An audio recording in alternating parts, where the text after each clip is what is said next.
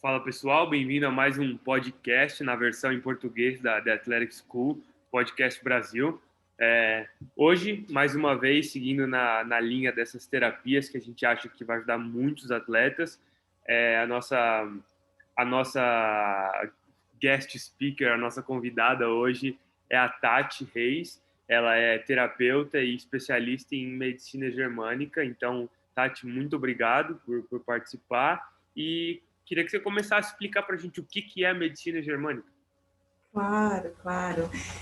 A princípio, eu agradeço o convite, Igor, por fazer parte, né, deste movimento, desse encontro. É algo que a gente sempre consegue somar muito, né? E realmente, o trabalho da medicina germânica, ela entrou como, a princípio, uma ferramenta, né, terapêutica. Dentro do meu trabalho, eu sou fisioterapeuta, né, de formação.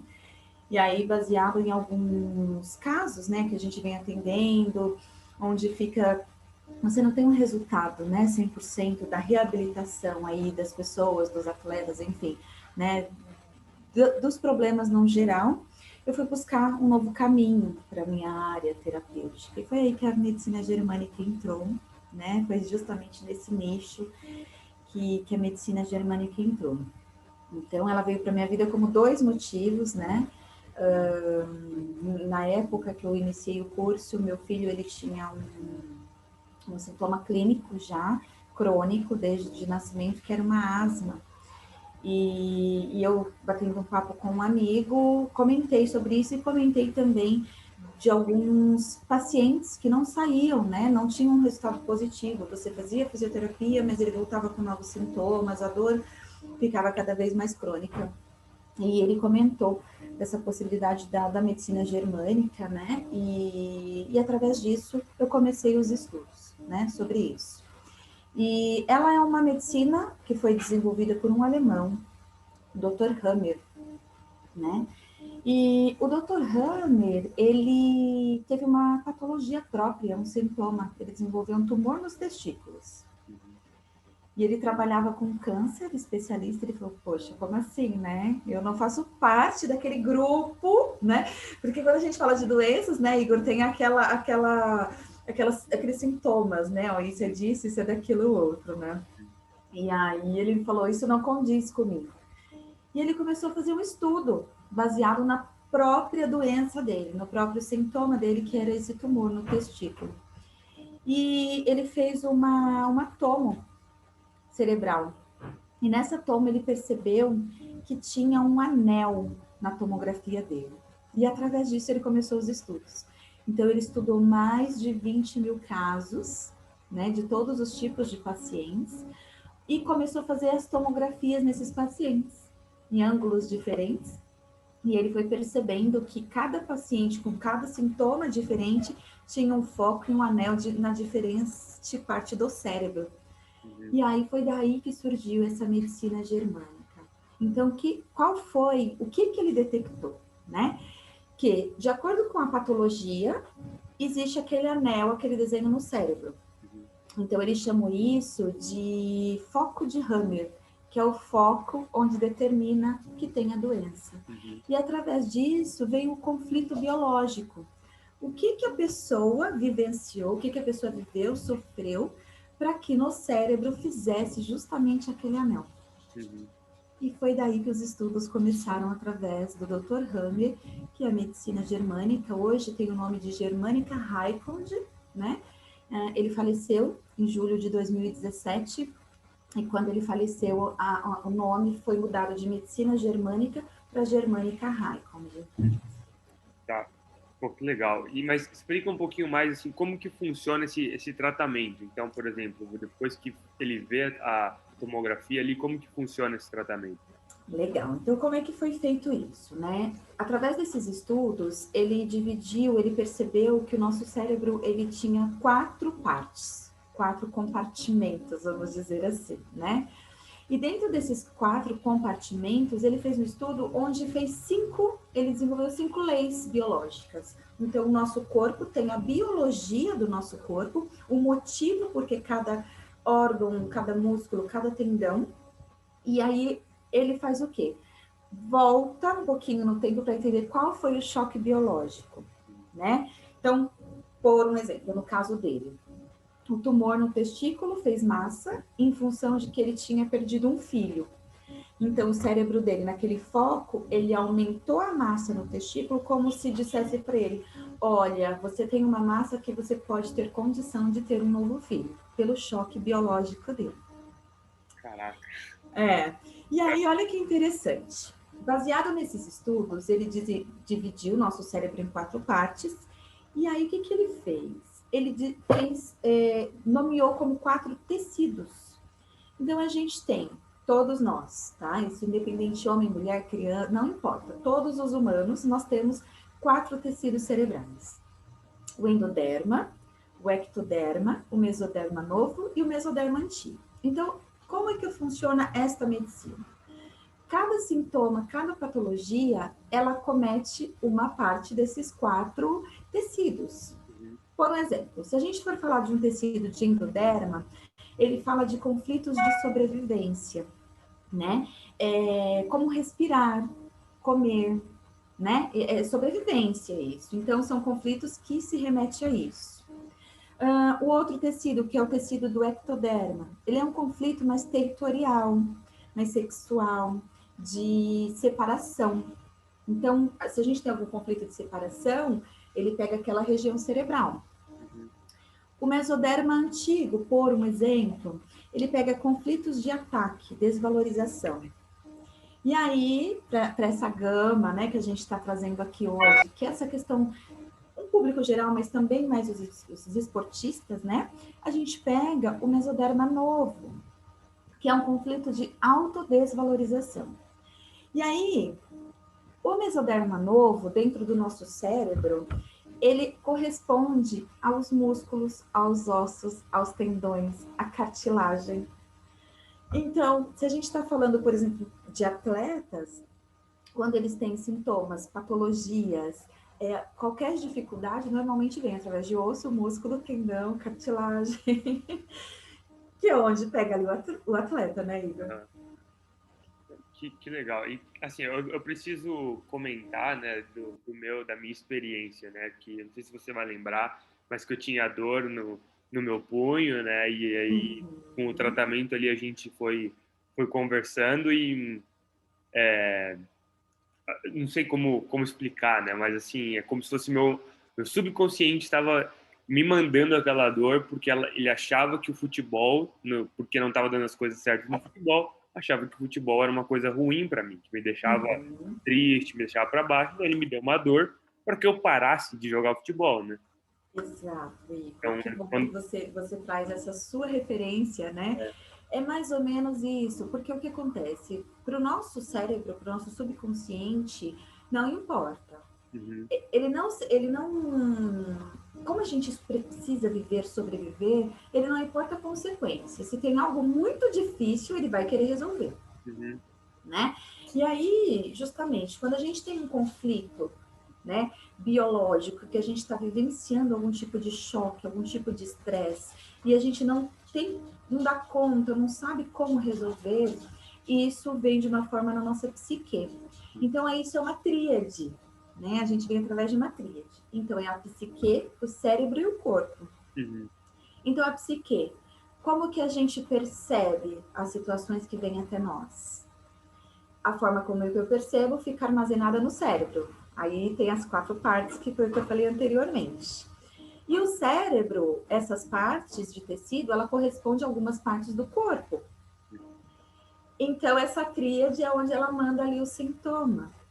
É onde o subconsciente manda aquela informação.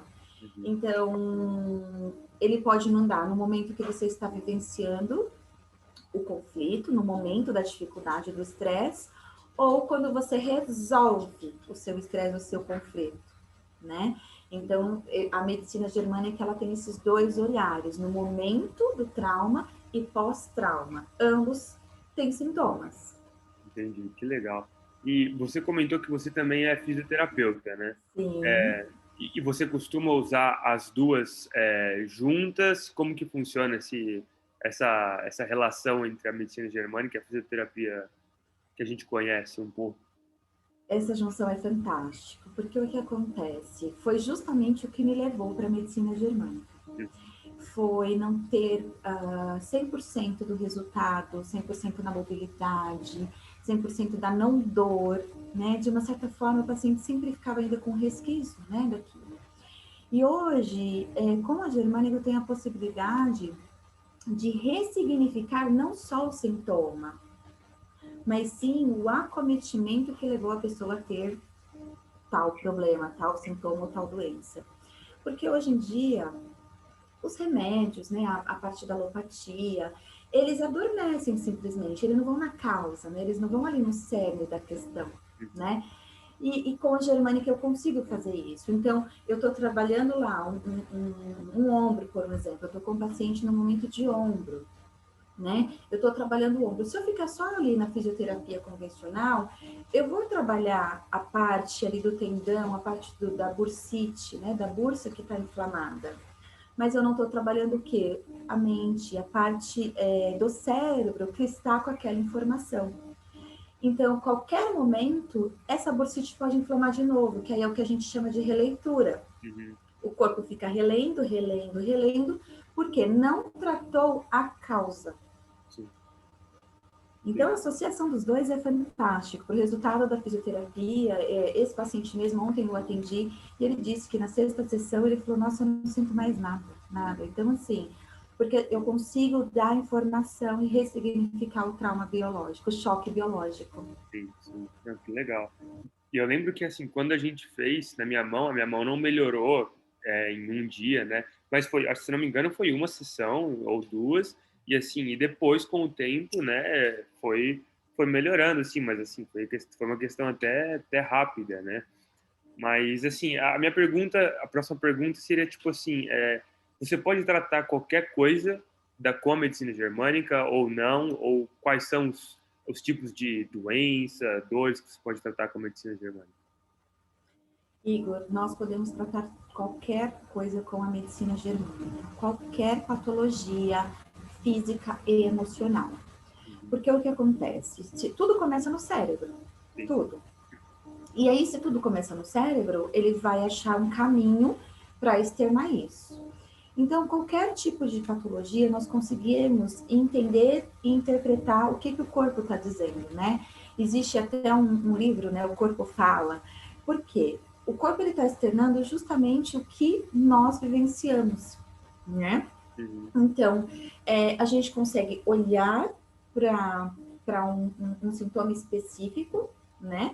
Dentro da medicina germânica, e algumas vezes o sintoma também ele leva até para uma questão mais familiar, que são aquelas doenças crônicas, né? Que dizem genética. Ah, eu tenho tal doença porque ela é genética. Eu tenho tal sintoma porque ele é genético, né? E a medicina germânica, ela não entende que existe genética de doença. Existem os choques, né? Os conflitos biológicos. Só que se isso está vindo da genética, todo mundo, vamos supor, todas as mulheres da família têm uma artrose. A gente precisa, através dessa família, ir lá atrás, entender quem foi a primeira mulher que teve artrose e entender qual foi o choque biológico dela. E assim a gente pode ressignificar. E, assim, a medicina germânica é uma medicina nova ou não? Porque, assim, para mim é difícil de entender como que as pessoas não sabem sobre ainda, entendeu? Então, aí a gente tem um problema, né? A indústria farmacêutica. Porque o que acontece? É dinheiro, né, Igor? É o mercado. Então, para você ter noção, o Dr. Hammer, ele ficou fugindo por muito tempo do seu país porque ele era procurado. Caçaram no início que ele desenvolveu isso, o direito dele de exercer a medicina. Porque vai contra todos os padrões que são impostos, né? Tudo que aquilo que a gente... Então, assim, ela não é uma medicina nova, né? Ela é uma medicina relativamente antiga, considerando-se a época do Dr. Hammer. O Dr. Hammer se formou em 72.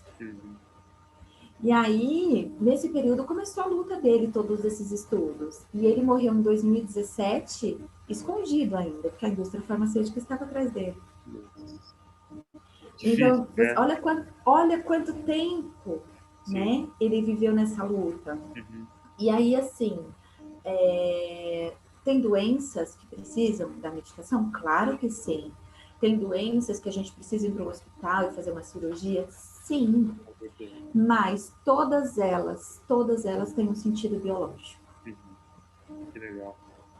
E assim, quem pode praticar a medicina germânica? Porque assim, a pergunta é, porque as pessoas que estão ouvindo para aqui, com certeza elas vão querer, né, procurar saber mais e assim, como saber se aquela pessoa é legítima, se com quem que ela pode se tratar, entendeu?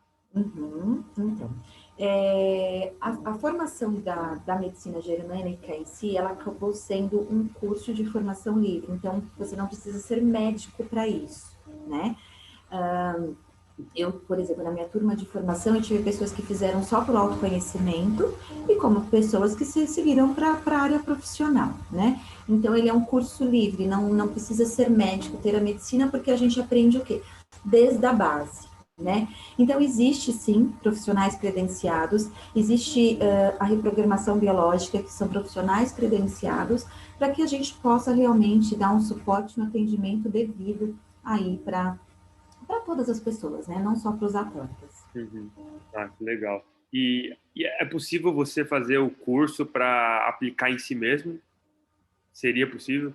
É possível sim. Durante o curso, você tem um grande tratamento, né? Porque você passa por todos os seus órgãos, por todos os tecidos, por todos os conflitos. Uhum. Então, durante o curso, você vai falando, poxa vida, tive uma asma, tive uma bronquite, tive uma torção, tive uma série de coisas, então você já vai entrando naquele processo da autocura. Sim. E para o dia a dia, isso fica muito, muito mais tranquilo.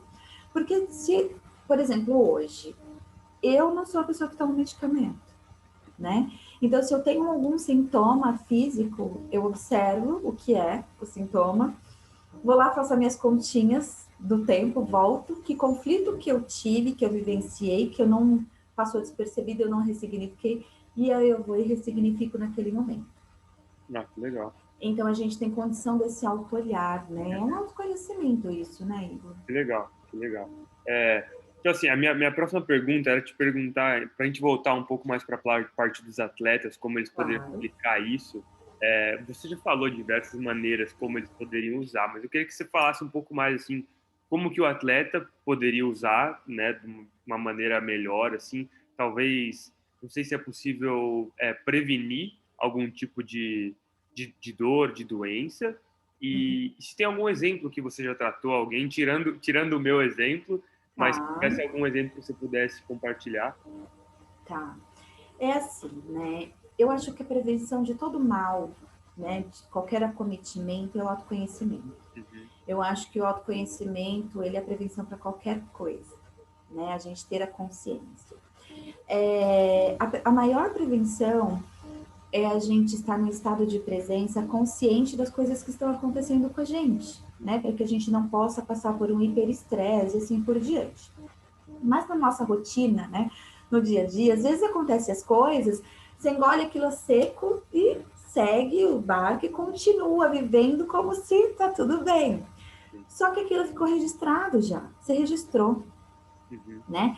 Então, qual seria a prevenção olhando pelo olhar da medicina germânica? A gente ressignificar tudo que a gente vive. Não deixar para depois, não pôr embaixo do tapete. Poxa, tá difícil mesmo. Olha, eu não dou conta disso. Só que, primeiro que a gente não foi educado para isso, né? A nossa, já vem isso de berço, nós não fomos educados para isso. E você vai passando por cima, e aí tem as crenças, aí tem os medos, aí tem os tabus, aí tem a sociedade, aí tem um monte de coisa que a gente vai só colocando para dentro. Então, como prevenção, o que eu posso dizer é: se atente ao seu dia a dia, se atente àquilo que realmente não esteja te fazendo bem. Aquilo que chega até você, você fala, opa, não coloque embaixo do tapete. Olha para isso, resolva isso, porque fica armazenado. Então, por um exemplo, do aspecto geral agora, tá? O que eu vou dizer. Poxa, você viveu uma situação inesperada que não te cheirou bem, sabe? Aquela coisa que, putz, isso não me cheirou bem. Isso pode te gerar uma rinite, por um exemplo. Uma dor de garganta, algo que eu não consegui engolir. Tipo, puta, não desceu isso. E é coisa do dia a dia. E quantas vezes a gente não engole um monte de coisa seco, né? Engole o sapão e vai seguindo. Então, como prevenção, o que eu posso dizer é resolver as coisas que vêm até nós. Né? O que vem até nós, a gente... Opa, como é que eu lido com isso e por que isso está vindo até mim? Né? Dentro do olhar agora dos atletas, o que eu posso dizer é o seguinte. Então, só repetindo aqui, que quando a gente fala dessa parte de tecidos, né? O que pega nos atletas é o mesoderma novo, que é o responsável pelos ossos, músculos, cartilagem, tendões, que é tudo que os atletas machucam, né? Lesionam. E isso, ele está em consonância com o conflito de autodesvalorização. E essa autodesvalorização, ela pode vir no próprio esporte, ou ela pode vir, por exemplo, de dentro de casa, porque eu estou me dedicando tanto no meu esporte, na minha função esportista, que eu estou me sentindo eu estou me desvalorizando mediante o meu papel de pai, de mãe, de esposa. Então, precisa ter um olhar mais para isso, né? Não, eu acho que você falou muito legal porque é autovalorização, né? Então, assim, é a gente se autoconhecer, né? A partir do momento que a gente começa a se autoconhecer, a gente sabe lidar melhor com as coisas e aí a gente consegue, às vezes, prevenir. Se a gente não conseguir prevenir, a gente consegue, pelo menos, ali melhorar, né? Passar por aquilo de uma maneira melhor, né? Sim, com certeza. Não, e assim, muito legal o que você falou de assim, do dia a dia, né? De viver o dia a dia ali, não deixar nada para depois. A gente tem estudado muito, né? As pessoas, os campeões, né? Os atletas campeões e tudo mais. E cada vez mais a gente encontra essa autorrelação entre as pessoas de sucesso, que normalmente elas vivem o hoje, né? Lógico que elas pensam no amanhã, mas elas vivem aquele presente naquele momento, na hora, para dar o melhor delas ali na hora, né? Então, acho isso muito legal e, pô, que legal que você comentou isso, achei muito, muito bom mesmo. Pois é, e você sabe que eu trouxe aqui, inclusive você falando disso, todo mundo conhece o Neymar, né, gente? Um caso de sucesso aí, né?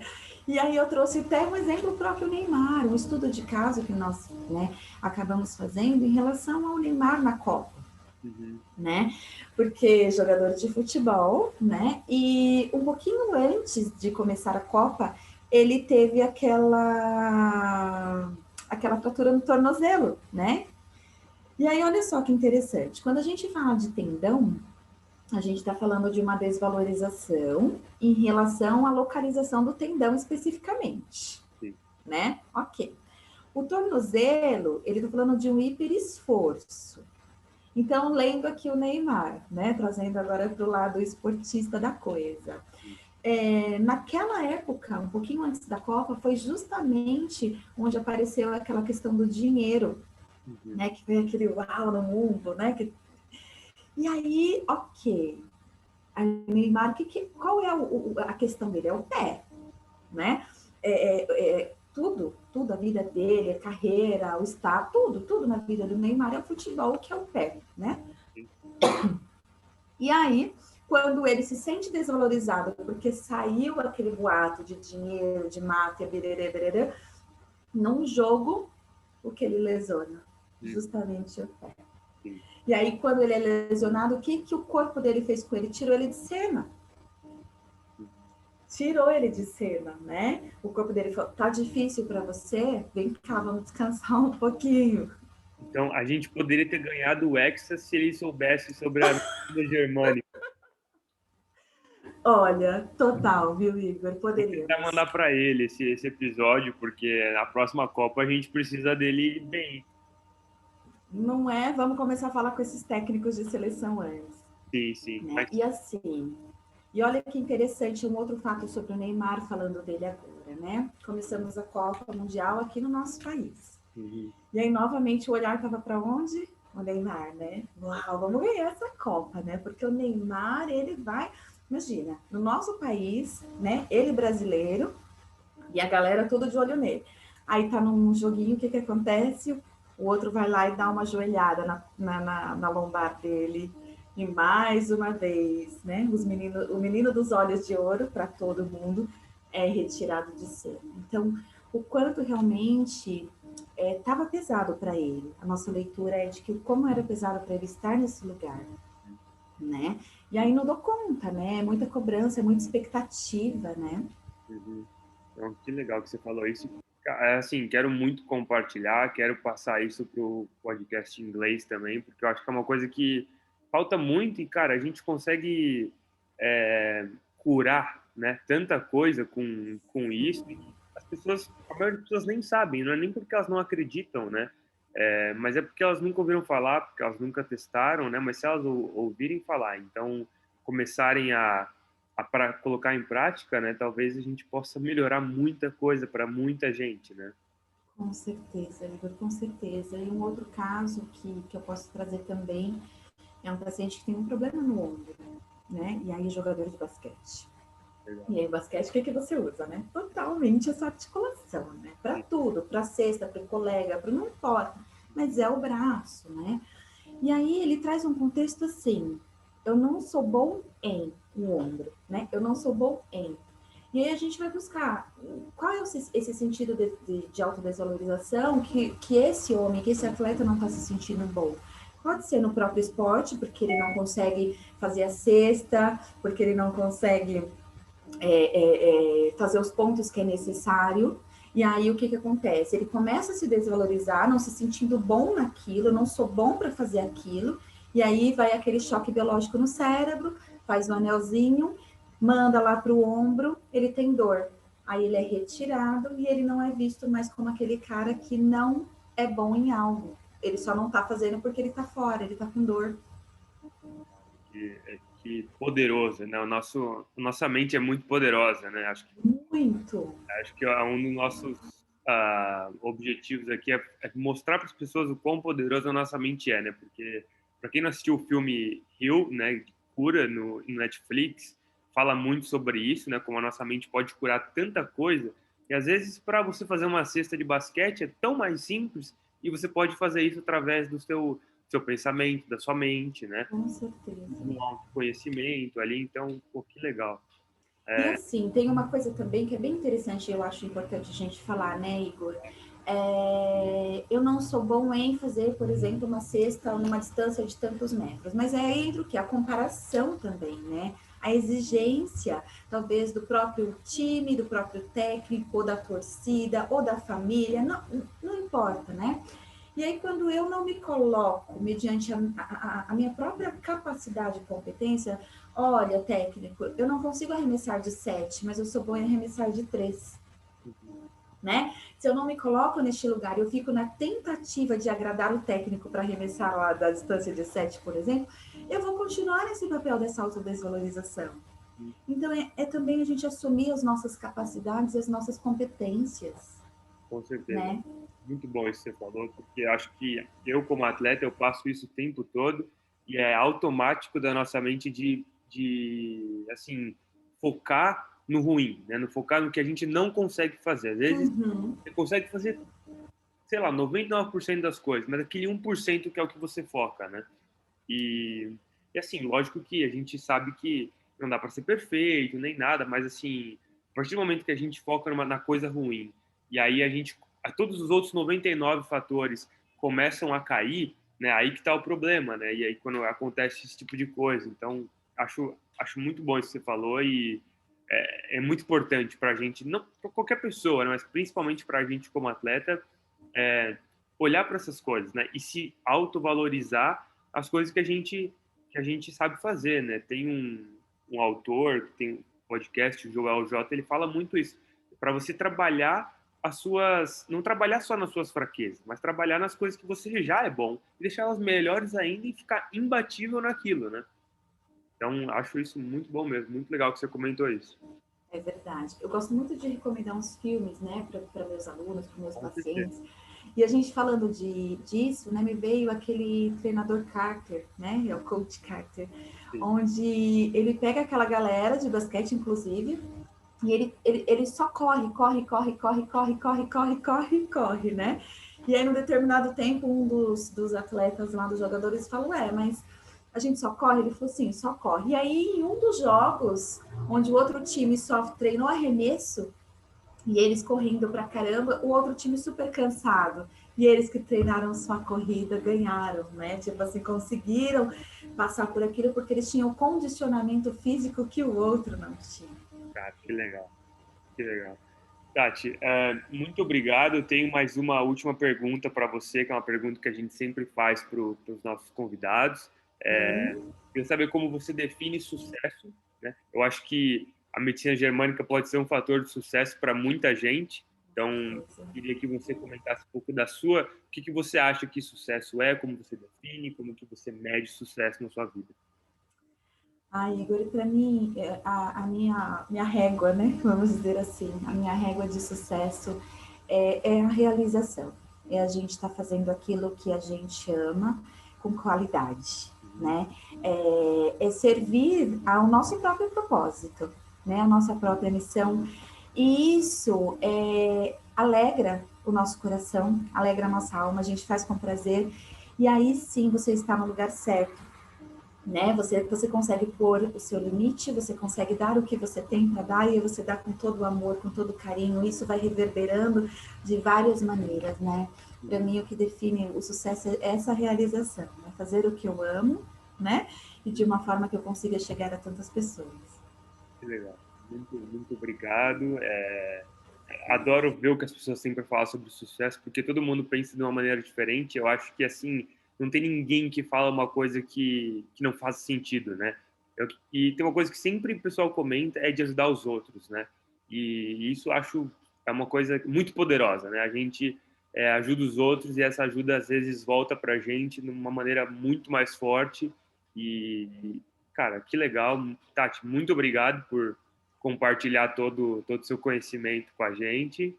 Tenho certeza que muita gente vai se apaixonar pela medicina germânica. Espero que mais pessoas possam saber, possam fazer o curso, possam, sabe, procurar saber mais e possam utilizar mais e não ser dependente de remédio, né? Não só tratar o sintoma, mas tratar a causa também. Então, muito obrigado mesmo pelo seu tempo. Com certeza, Igor, é o meu desejo também, realmente, que nós sejamos seres humanos mais saudáveis, né? Mais equilibrados.